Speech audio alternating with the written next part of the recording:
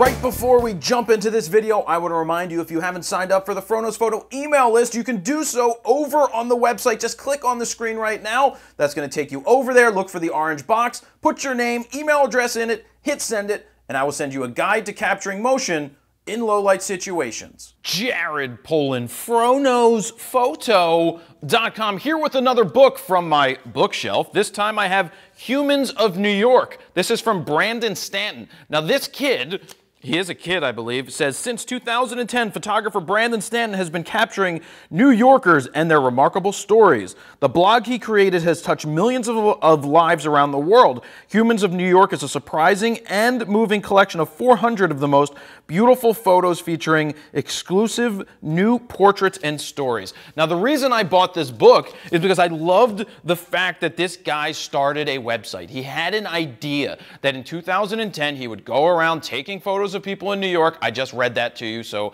I'm saying it again. That he would go around New York taking people's pictures and telling their stories, asking them questions. It's taking street portraiture to the next level. Not only are you asking for permission, you're asking for the story. Now, everybody has a story. Everybody has something to say. That's what's fascinating about the blog. He had an idea. He did it. This goes back to Gary Vaynerchuk and him talking about doing something unique and creative online and getting your vision out there. Because he did that, this Brandon guy, this book is a #1 bestseller on the New York Times list. When I looked at it, when I purchased it, it was #2 on Amazon. Do you know how many books you need to move to do that? He has 2 million followers, 2 million likes on Facebook. Because what he does is he posts these images in the social sphere with some of the story, with the questions that he asked and the answers that he got, and the answers that he's getting are amazing. And that's what I like about the website. Now, how does it translate into the book? Well, there's 400 photos in the book.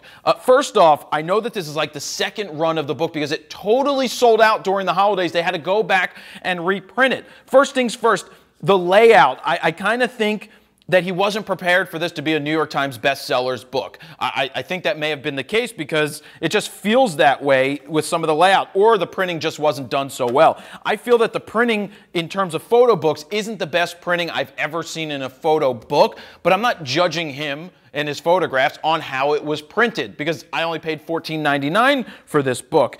But the photos and the stories are great. What I would like to have seen more of in this book is more of the stories. Pick your top 50 or top 100 images and then tell the story and put the questions in there, the best ones. Because I found that I want to know more here. Now, if I have to go to the website and read more, that is perfectly fine. That's the world we live in, that I can sit here, look at the photos in my hands, go to the website and read the story behind it. There's some captions here. They don't go into terribly too much detail. Also, you'll find that not every photo in here is the best photo in the world, but they do tell a story. Some photos are better than others. There's very unique characters that are captured here, and the scenes that he went out and got are great. Just to have the balls, really, to go out and ask people for their photographs and to get permission and have them tell you their story is really, really cool. This is the type of thing you want to know how you stand out in a noisy world. What this kid did is he stood out in a noisy world. He had an idea, he executed it, and he ends up with a #1 best-selling book in the New York Times and #1 or 2 on Amazon.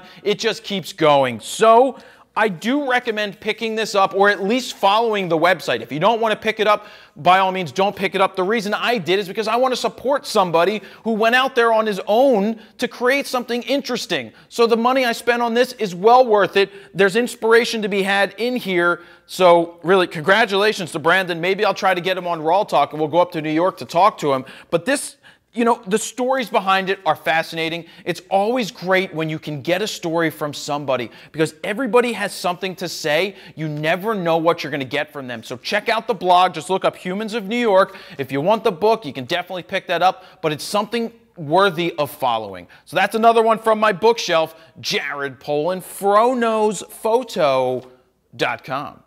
See ya.